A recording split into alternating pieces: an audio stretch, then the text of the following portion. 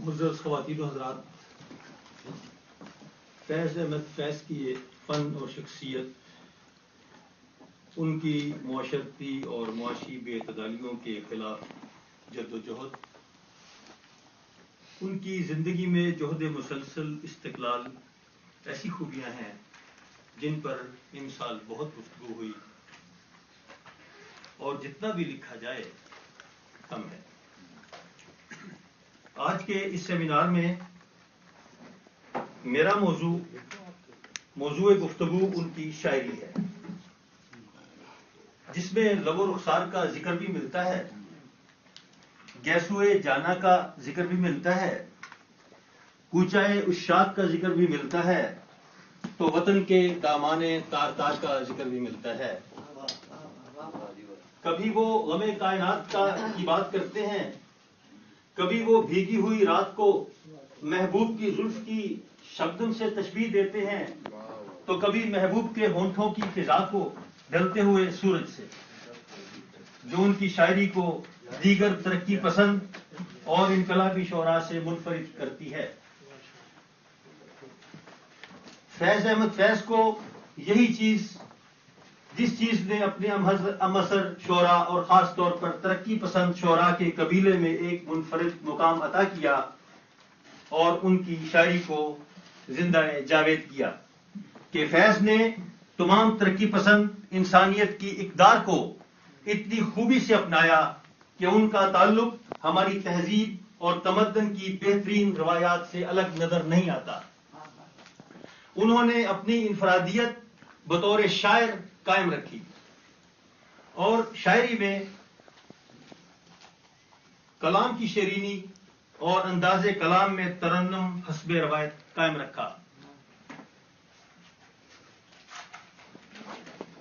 فیض جب اپنا مقصد بیان کرتے ہیں تو ان کی شاعری کے لطیف مزاج کو نہیں چھوڑتے۔ یہی وجہ ہے کہ ان کی شاعری ایک حسینہ سے محبت کرنے والے کے دل کی بھی دھڑکن ہے، تو اپنے ملک اور مٹی اور اپنے مقاصد سے محبت کرنے والے کے دل کی بھی دھڑکن ہے۔ ہر راہ پہنچتی ہے تیری چاہ کے در تک، ہر راہ پہنچتی ہے تیری چاہ کے در تک، ہر حرف تمنا تیرے قدموں کی صدا ہے۔ اور یہ دیکھیے گا کہ گلشن یاد میں گر آج دمے باد صبا، پھر سے چاہے کہ گلفشاں ہو تو ہو جانے دو، پھر سے چاہے کہ گلفشاں ہو تو ہو جانے دو، جیسے بیگانہ سے اب ملتے ہو ویسے ہی سہی، آؤ دو چار گھڑی میرے مقابل بیٹھو، جیسے بیگانہ سے ملتے ہو، جیسے بیگانہ سے اب ملتے ہو ویسے ہی صحیح، آؤ دو چار گھڑی میرے مقابل بیٹھو، گرچہ مل بیٹھیں گے ہم تم ملاقات کے بعد اپنا احساس زیاں اور زیادہ ہوگا، ہم سخن ہوں گے جو ہم دونوں تو ہر بات کے بیچ ان کہی بات کا موہوم سا پردہ ہوگا، کوئی اقرار نہ میں یاد دلاؤں گا نہ تم، کوئی مضمون وفا کا نہ جفا کا۔ اردو کی عشقیہ شاعری کے صدیوں پرانے مروجہ الفاظ کو فیض نے اپنی شاعری میں جب استعمال کیا، اپنی شاعری میں انہوں نے ان الفاظ کو استعمال تو کیا، لیکن انہوں نے ان الفاظ میں ایک نئی شان پیدا کر دی، اور ایک نئی شان پیدا کر دی۔ معنی آفرینی اور حسن کاری کا حق کس طرح ادا کیا، ان میں جو نئے معنوی امکانات انہوں نے پیدا کیے، وہ ان کے ذہن کی خلاقی کا کارنامہ ہے۔ ان کے نزدیک عقل سے مراد مصلحت کوشی، منفعت اندیشی، جابر نظام اور دفتر شاہی سے سمجھوتا ہے۔ اسی طرح رکیب سے مراد سامراج ہے۔ انہوں نے اپنی شاعری میں گل، وصل اور معشوق، عشق اور عاشق کی بھی بات کی ہے۔ انہوں نے اپنی شاعری میں بلبل اور اندلیب کا بھی ذکر کیا، لیکن ان کی شاعری میں گل نصب العین ہے، وصل سماجی تبدیلی ہے، ان کی شاعری کی بلبل اندلیب جذبہ قومیت، حریت سے سرشار شاعر اور انقلابی ہے۔ عشق انقلابی جذبہ اور جذبہ حریت ہے، جبکہ وطن اور عوام کے لیے ان کی شاعری میں معشوق کا لفظ استعمال ہوا۔ گلچین کا مطلب سیاسی نصب العین کے حصول میں رکاوٹ ڈالنے والے عوامل ہیں۔ فیض کی شاعری میں میں بھی ہے، میں خانہ بھی ہے، رند کا ذکر بھی ملتا ہے، اور اس کے بعد اس کے نتیجے میں پیدا ہونے والے جنون کا۔ شراب، میں خانہ، پیالہ اور ساقی سماجی اور سیاسی بیداری کے ذرائع کی علامت کے طور پر استعمال کیا گیا۔ رند سے مراد مجاہد، انقلابی، باغی، اور جبکہ جنون سماجی انصاف کی تڑپ، انقلاب اور انقلاب کی خواہش کی تڑپ کے لیے انہوں نے استعمال کیا۔ فیض کی شاعری میں ان الفاظ کے ان معنی کے تناظر میں جب یہ اشعار پڑھے جائیں تو فیض کا پیغام بھی سامنے آتا ہے، اور شعری حسن بھی نہ صرف قائم رہتا ہے بلکہ مزید نکھر کر سامنے آتا ہے، جب وہ کہتے ہیں کہ سننے کو بھیڑ ہے سرے محشر لگی ہوئی، تہمت تمہارے عشق کی ہم پر لگی ہوئی، اور رندوں کے دم سے آتش میں کے بغیر بھی، رندوں کے دم سے آتش میں کے بغیر بھی، ہے میں کدے میں آگ برابر لگی ہوئی۔ اسی طرح یہ شعر جس میں انہوں نے کفے گلچی، بوئے گل اور بلبل کے الفاظ استعمال کیے ہیں، الفاظ کے معنی کے تناسب سے جو بھی میں نے اوپر بیان کیے اگر دیکھا جائے تو مقصد فیض اور فیض فہمی مزید آسان ہو جاتی ہے۔ دست صیاد بھی عاجز ہے، دست صیاد بھی عاجز ہے، کفے گلچی بھی بوئے گل ٹھہری، نہ بلبل کی زباں ٹھہری ہے۔ فیض اس بات پر یقین رکھتے تھے کہ ادب کی تخلیق ایک سماجی فعل ہے۔ ان کے نزدیک ادب الفاظ کے وسیلے سے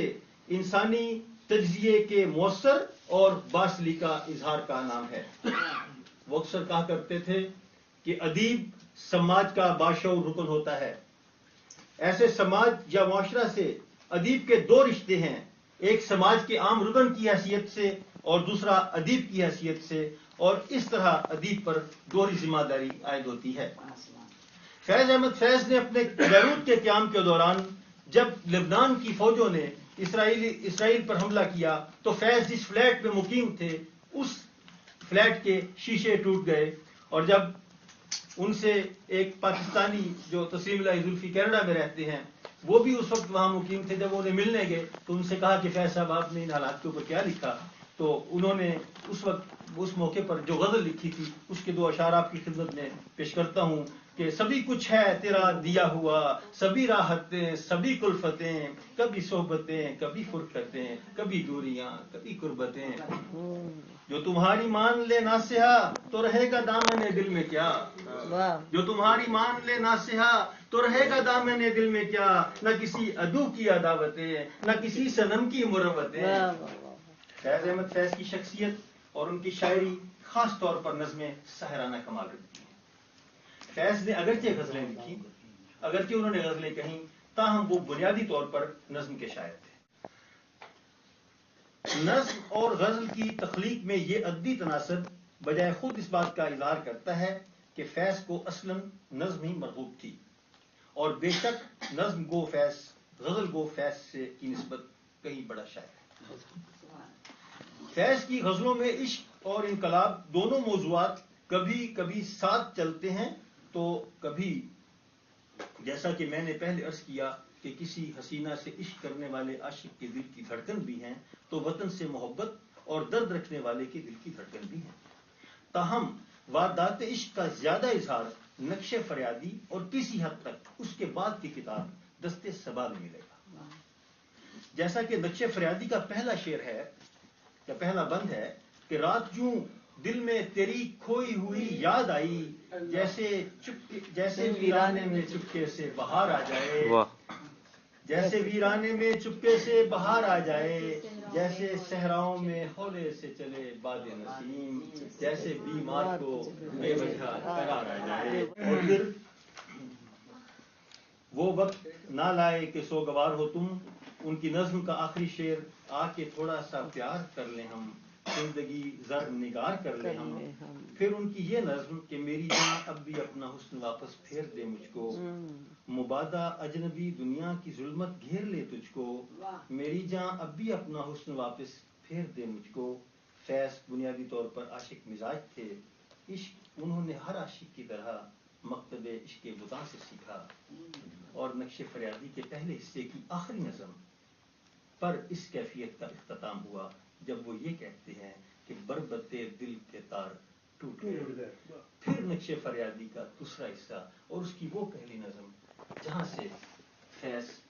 عشق کی ان منزلوں کو پھر طے کرتے چلے گئے کہ جن کو آج ہم پر باتیں کر رہے ہیں. اور وہ نقش فریادی کے دوسرے حصے کی پہلی نظم کہ مجھ سے پہلے سی محبت میرے محبوب نما, یہاں سے ان کے اندر کی عاشق کوش کی نئی راہوں سے آشنا کرتی ہوئی نظر آتی ہے. اور وہ خود یہ کہتے ہیں کہ پہل جب اہم فوجی اور سیاسی تحریکوں کے ساتھ ساتھ نثر و نظم میں بیشتر سنجیدہ فکر و مشاہدے کی بجائے کچھ رنگریلیاں منانے کا انداز تھا. نقش فریادی کی ابتدائی نظمیں اسی ماحول کے ذریعے سے مرتب ہوئیں. اور پھر لکھتے ہیں لیکن ہم لوگ اس دور کی ایک جھلک بھی ٹھیک سے نہ دیکھ سکے بلکہ صحبت یاد آخر شروع. میں مضمون میں اختصار کی طرف آتا ہوں. اس کے بعد فیض احمد فیض کی تمام کتب